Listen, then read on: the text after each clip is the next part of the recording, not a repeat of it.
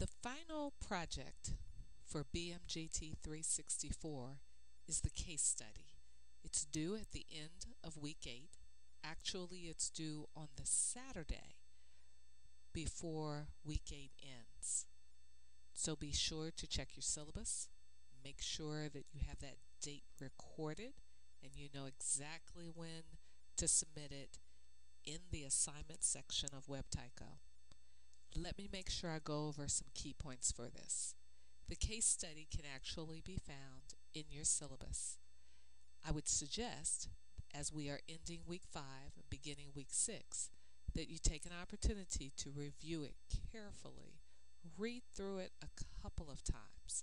The case really talks about the 4 functions of management that we've been talking about throughout this entire class.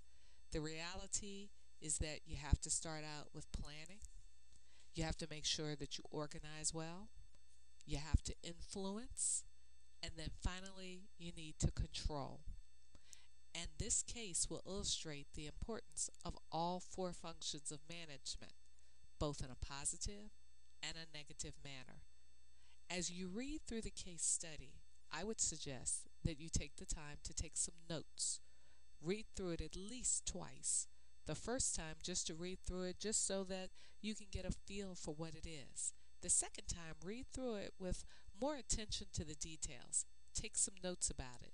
And as you're taking notes, take a look at these 7 areas that are highlighted.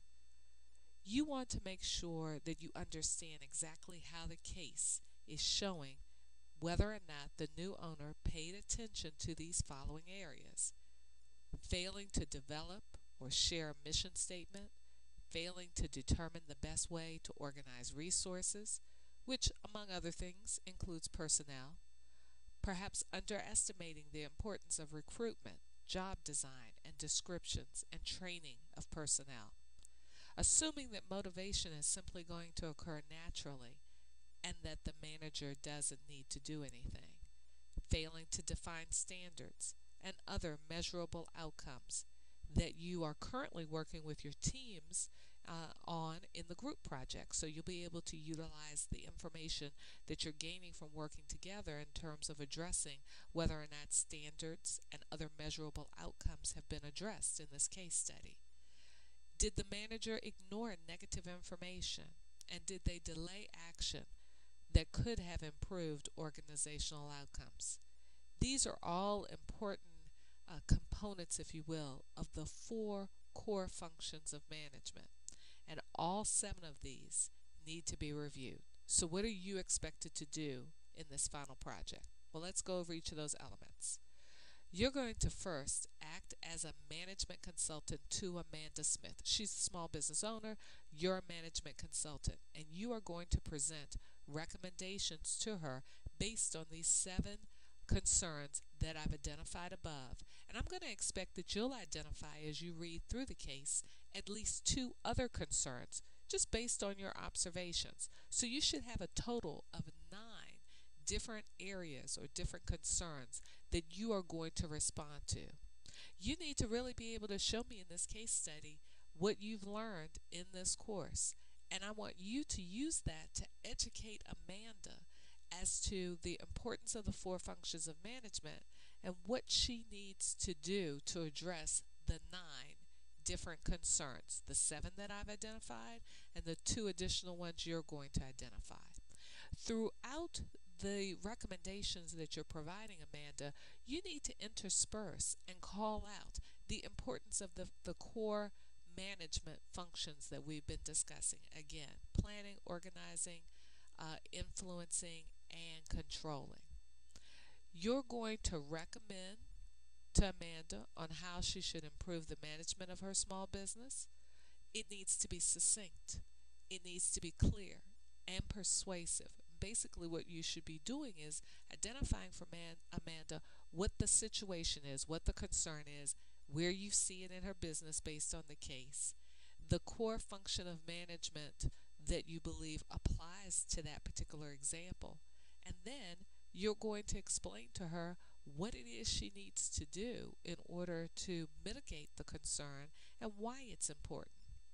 You should be applying the theories, the concepts to support your recommendations, what I've been saying throughout this whole course. Be clear. Make sure that you define a term.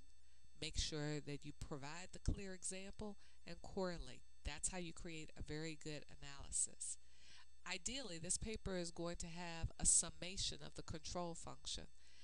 Oftentimes, I find that students leave this out. So we call this out specifically, but it is not to say ignore the other three functions of management, but to make sure that you talk about control, because the reality is all the planning, organizing, and leading in the world is not going to help you if you don't do well in control. Now, as always, the requirements of the paper, and I've been saying this for a while, you need to have a very clear introduction. Make sure your body of the paper is focused and have a very clear closing summary that summarizes exactly what you wanted me as the reader to understand. Please make sure that you double space your paper, that you use 12-point font, and it must be no longer than 4 to 6 pages in length. And that excludes your title page and reference page. And yes, even though this is a memo format, it needs to be with a title page and a reference page. Make sure the title page has your name, course name, date, and my name on it. And make sure you include an APA formatted reference page. And you should have APA formatted in-text citations. Now, what do I mean by that? When you're writing this letter to Amanda, you need to support the key points that you're making. The only way you can support those key points is if you're providing in-text citations. And that means you should be using your textbook and at least 2 academic or highly respected business publications. Some folks have asked, what would that be? Well, certainly Business Week is a highly respected business publication. And then there are various academic journals that can be used. Do not use wiki sites. Those are not academic publications. Do not use ask.com or other sites such as that. You certainly can Google to look up various sites, but be very cautious about what you do. Wikipedia, of course, is not accepted because that is simply, any wiki site is simply someone else giving you their perspective. They're not academic, they're not peer reviewed. So you need to make sure that you're using at least 2 additional resources, but you are required to use your textbook. I've had a couple of instances this semester where folks are not using their textbook, and it is absolutely imperative. You must have a total of no less than 3 references. Make sure you submit the paper in the assignment folder in WebTyco. The due date, just to make sure everyone is clear, it has to be submitted as an attachment. Please don't cut and paste your paper into WebTyco. If you don't submit it as an attachment, then I have to copy it out of WebTyco, and I have to make it a Word document so that I can provide comments. It is due no later than midnight Eastern on Saturday, May 11th. Let me call that out. Saturday, May 11th. You cannot turn this paper in on Sunday. Even though the course ends on Sunday, May 12th, the paper must be submitted by midnight Eastern, Saturday, May 11th. No exceptions to this. So the case, just so people understand, the case is right here. Smith's Accounting and Tax Services. Can Amanda turn her new business around before it is too late? So you'll read through this. It is about, let's see, as I'm just scanning through this, it's about 2 pages, 2 solid pages. Like I said, the first time I would really suggest that you read through it just to understand it. And then the second time through, I would expect that you'll make some notes on your copy. If you haven't printed a copy, I'd suggest you make sure you print this out. It's a lot easier to do that. Now we are ending week 5, beginning week 6. It is imperative that you start working on this now. I know that you're still working on your group projects, but you need to get started on this. Read through it, get some ideas, create an outline, begin doing some of your research. It's going to make your life a lot easier because I know that you're anxiously working on the assignment that is due tomorrow, and you are anxiously working. And that, when I say tomorrow, I don't know when you'll be listening to this. So it is due on Sunday. That's your week 5 assignment, which is the leadership scenario. So I know you're working on that. Once you put that aside, I know you all have been trying to focus your attention on your group projects as well, and that's due in week 7. But you cannot let this case study wait until week 8 to get started. If you do that, you are likely to fall behind. And if that occurs, it is almost impossible to catch up. So I really want to encourage you to do that. Something else I want to encourage you to do. When we get into week 8, we are going to be covering something unique, and that is the Abilene Paradox. That document is going to be posted in reserved readings for you all at the beginning of week 7. I am purposely not posting it now because I don't want you to lose track and lose steam. That is going to be more of a fun reading. There's a lot in it, but I'm going to tell you which pages to read in it, and it's going to be more of a fun reading. And I really want you to look at it from the perspective of, wow, this is a real life scenario where it seems to be a paradox of what we should be doing and what people really do. So I just want to get your minds thinking about that. As always, you all have my contact information. If you have questions, don't hesitate to reach out. Don't lose steam now. That is the one other thing I would say to you. It is so easy as we are approaching week 6 to look back at the last 6 weeks and say to yourself, wow, it's almost over. And that is true. But we have a lot to do. We still have your individual case studies due in week 8. You have your group projects due in week 7.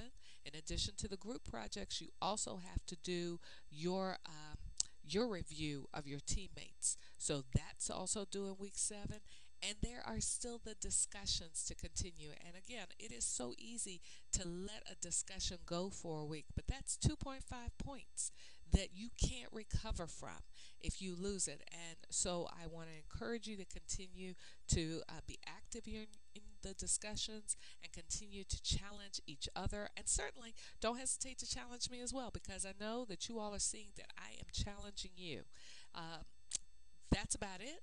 Thanks for the folks who gave me feedback on the videos. I do appreciate it. This will be the last one that I do because there really is nothing else to discuss. I think I've been able to, with this trial, figure out the 5 videos that need to be posted throughout this course. So I really appreciate you all allowing me to try this new technology with you all. Hope it's been helpful, and have a great rest of week 5. If you're reading this before the close of business or midnight Eastern on Sunday, and if not, if you're viewing this on week 6, have a great week 6.